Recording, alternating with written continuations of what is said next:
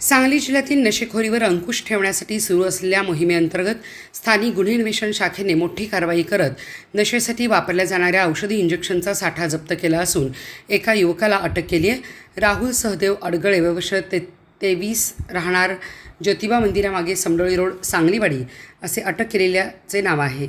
जिल्हा पोलीस अधीक्षक तुषार दोशी आणि अपर पोलीस अधीक्षक कल्पना बारावकर यांच्या मार्गदर्शनाखाली वैद्यकीय वापरासाठी असलेल्या औषधी इंजेक्शनचा अवैधरित्या नशेसाठी वापर, विक्री आणि साठा करणाऱ्या विरोधात कारवाई सुरू आहे। त्यानुसार स्थानिक गुन्हे अन्वेषण शाखेचे पोलीस निरीक्षक संजीव झाडे यांनी पोलीस उपनिरीक्षक महादेव पवार यांच्या नेतृत्वाखाली विशेष पथक तयार केले होते।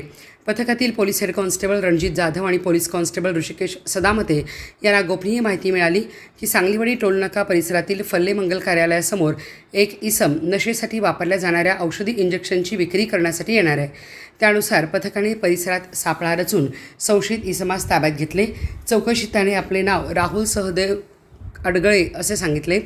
पंचासमक्ष घेतलेल्या झडतीमध्ये त्याच्या ताब्यातील कापडी पिशवीतून ड्रेमिमाइड औषधी द्रव्याच्या 84 इंजेक्शनच्या बाटल्या आढळून आल्या।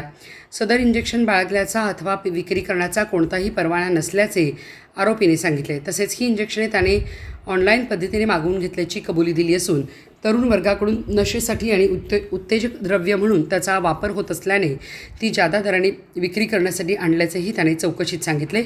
पोलीस उपनिरीक्षक महादेव पवार यांनी पंचासमक्ष इंजेक्शने आणि मोबाईल जप्त केला असून या प्रकरणी police head constable Ranjit Jadhav यांनी दिलेल्या फिर्यादीवरून सांगली शहर पोलीस ठाण्यात गुन्हा दाखल करण्यात आला आहे। या गुन्ह्याचा पुढील तपास सांगली शहर पोलीस करत आहेत। ही कारवाई पोलीस निरीक्षक संजीव झाडे यांच्या मार्गदर्शनाखाली पोलीस उपनिरीक्षक महादेव पवार आणि त्यांच्या पथकाने केली आहे।